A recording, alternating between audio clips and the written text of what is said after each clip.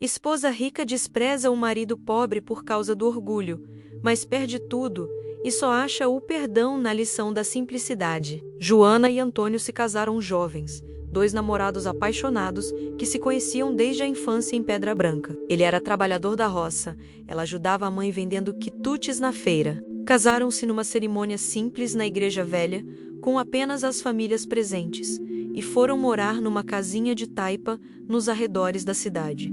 Eram pobres, mas felizes. Dormiam abraçados no colchão fino, acordavam cedo para trabalhar e à noite dividiam o pouco que conseguiam no dia. Antônio trabalhava duro de sol a sol. Pegava bicos na roça, carregava sacos na feira, fazia de tudo para trazer dinheiro para casa. Não era muito, mas era honesto. Joana cuidava da casa, lavava roupa para fora, fazia bolos para vender. Juntos, sobreviviam. E mesmo na pobreza, havia amor, respeito e parceria. Mas tudo mudou no dia em que a sorte bateu na porta de Joana. Uma tia distante, que morava em São Paulo e que ela mal conhecia, faleceu e deixou uma herança substancial. Eram 200 mil reais, uma fortuna para quem nunca teve nada. O advogado apareceu na casinha de taipa com os papéis e a vida de Joana mudou da noite para o dia. Antônio, a gente ficou rico! Ela gritou quando o marido voltou do trabalho. 200 mil reais. Podemos comprar uma casa de verdade, um carro, mudar de vida. Antônio ficou feliz, mas preocupado. Conhecia o coração humano. Sabia como o dinheiro podia mudar as pessoas. Vamos usar com sabedoria, Joana. Investir direito, não gastar tudo de uma vez. Esse dinheiro pode ser nossa segurança. Mas Joana não queria ouvir sobre segurança. Queria gastar, aproveitar, viver o que nunca tinha vivido. Nos primeiros meses, ainda ouvia Antônio comprar uma casa simples, um carro usado, mas logo a simplicidade não bastava.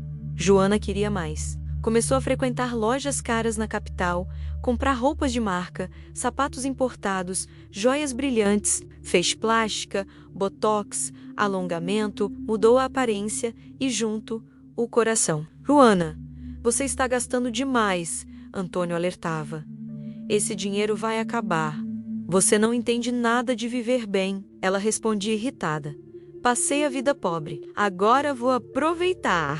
Mas não era só o dinheiro que mudava Joana. Era o orgulho, a sensação de superioridade, a vergonha das raízes. Começou a se incomodar com Antônio, com suas roupas simples, modos humildes e trabalho na roça. Comparava-o aos maridos das novas amigas ricas. Por que não procura um trabalho melhor? Cobrava. Por que continua na roça, sujo de barro? Porque é trabalho honesto, Joana. E alguém precisa trabalhar nessa casa. Você não trabalha mais, só gasta. A resposta a enfurecia. Para ela, academia, salão, almoços e viagens eram importantes. A relação se deteriorou. Joana fez Antônio dormir no quarto dos fundos, dizendo que ele sujava a cama nova. Não comiam juntos. Ela sempre tinha compromissos, deixando Antônio comer sozinho a comida que preparava. Não conversavam, não riam, não havia mais carinho. O pior veio numa festa que Joana organizou para impressionar as amigas. Buffet caro, decoração luxuosa, garçons uniformizados, convidou apenas pessoas importantes. Antônio não estava na lista da própria casa. Você fica no quarto dos fundos, ordenou. Não quero você aparecendo com essas roupas velhas. Antônio sentiu uma dor profunda, mas não discutiu. Ficou trancado, ouvindo a música, as risadas, o barulho da festa na casa onde ele já não era bem-vindo. Lágrimas escorreram pelo rosto do homem que sempre amou e respeitou a esposa. Depois, veio o desprezo público. Joana dizia às amigas que estava separada, que Antônio era apenas um caseiro. Inventava histórias sobre um namorado rico, mostrava fotos de homens da internet, fingia uma vida que não existia. A situação explodiu quando ela expulsou Antônio de casa. Essa casa é minha. Você não contribui com nada. Vá embora. Joana, pelo amor de Deus, Antônio implorou. Somos casados há 15 anos. Esse casamento acabou no dia em que fiquei rica e você continuou pobre. Vai antes que eu chame a polícia. Com o coração partido, Antônio juntou poucas roupas numa sacola velha e saiu da casa que ajudou a comprar, da mulher que amou desde jovem, da vida construída com tanto esforço. Foi morar num quartinho alugado, voltou à roça, comendo pouco para pagar o aluguel. Joana, livre do peso do marido pobre, vivia como queria, gastava, viajava, ostentava nas redes sociais. Mas por dentro havia um vazio que nenhuma roupa cara preenchia. O dinheiro começou a minguar. 200 mil parecem muito, mas acabam quando se gasta sem controle. Em 2 anos, Joana tinha torrado mais da metade. Achava que sempre daria um jeito. Então, veio o golpe. Um homem charmoso da capital se aproximou, dizendo ser empresário. Propôs sociedade num negócio garantido. Joana investiu 100 mil restantes. Era golpe. Ele sumiu com o dinheiro, deixando dívidas e processos no nome dela. Cheques sem fundo, empréstimos, contas. Em semanas, a vida de luxo desmoronou. O banco tomou a casa. O carro foi apreendido. Joias e roupas foram vendidas. Mas não bastou. Joana se viu sem casa, sem dinheiro, sem nada. As amigas ricas sumiram. Ninguém atendia, ninguém ajudava. Descobriu que eram amizades de interesse. Teve que alugar um barraco na favela, voltar a lavar roupa, fazer faxina, aceitar qualquer trabalho. Era pobreza de novo, mas pior. Agora havia vergonha, julgamento e pena. Olha, Joana, diziam, aquela que ficou rica e expulsou o marido. Deus não gosta de soberba. E era verdade. Joana perdeu tudo. Mas o que mais doía era a lembrança de Antônio. O rosto dele quando foi expulso, as lágrimas, a dor de quem foi traído por quem mais amava. Ela destruiu um homem bom por orgulho. Comente o que é mais valioso, a riqueza ou o amor verdadeiro. Foi numa manhã fria de domingo, quando Joana estava há 2 dias sem comer direito, que chegou ao fundo do poço. Tinha procurado trabalho em todo lugar, mas ninguém queria contratar alguém com nome sujo. Estava fraca, desesperada, sem saber onde buscar ajuda.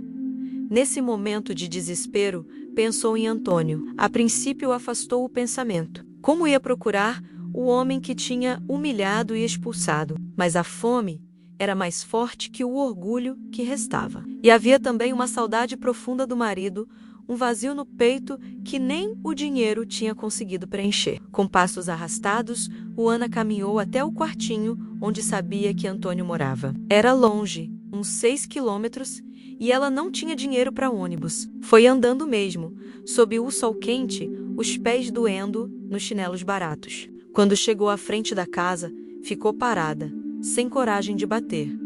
Foi Antônio quem a viu primeiro. Estava no quintal lavando roupa quando reconheceu a figura magra e abatida. O coração deu um salto. Era Joana, a esposa que o tinha traído e desprezado, mas também a mulher por quem se apaixonara na juventude. Antônio caminhou até o portão. Joana começou a chorar ali mesmo na rua. Antônio, eu não tenho direito de estar aqui.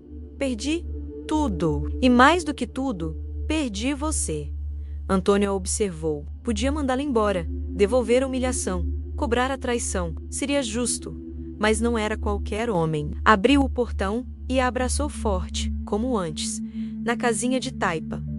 Joana desmoronou no ombro dele. Entra, disse com voz embargada. Você deve estar com fome. No quartinho simples, Antônio preparou um prato de arroz, feijão e ovo frito. Para Joana, que estava dias sem comer, era um banquete. Comeu devagar, chorando, sem conseguir expressar a mistura de gratidão e vergonha. Antônio, disse enfim, me perdoa.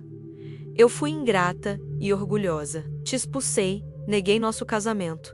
Te desprezei. Não mereço perdão, mas estou pedindo mesmo assim. Antônio segurou suas mãos. Joana, eu já tinha te perdoado naquela mesma noite. Eu sabia que não era você. Era o orgulho. Orei muito para que você voltasse, não para mim, mas para si mesma. Mas como consegue me perdoar? Ela perguntou. Eu te humilhei, porque amor verdadeiro não desiste. Os 15 anos de amor valem mais do que os 2 anos de orgulho. Não vou jogar tudo no lixo por um desvio de caminho. As palavras tocaram o coração de Joana. Ali, no quartinho simples, ela finalmente entendeu o que perdera. Não a casa grande, mas o amor verdadeiro, o companheirismo e o respeito. Você é mais rico do que eu jamais fui, disse ela. Eu tinha dinheiro, mas não tinha paz. Antônio sorriu. A riqueza da caatinga está na água que mata a sede, no pão que mata a fome, no amor que aquece o coração. Isso ninguém compra. Naquele dia, Joana encontrou não só perdão, mas um caminho de volta para si. Antônio a levou para morar com ele.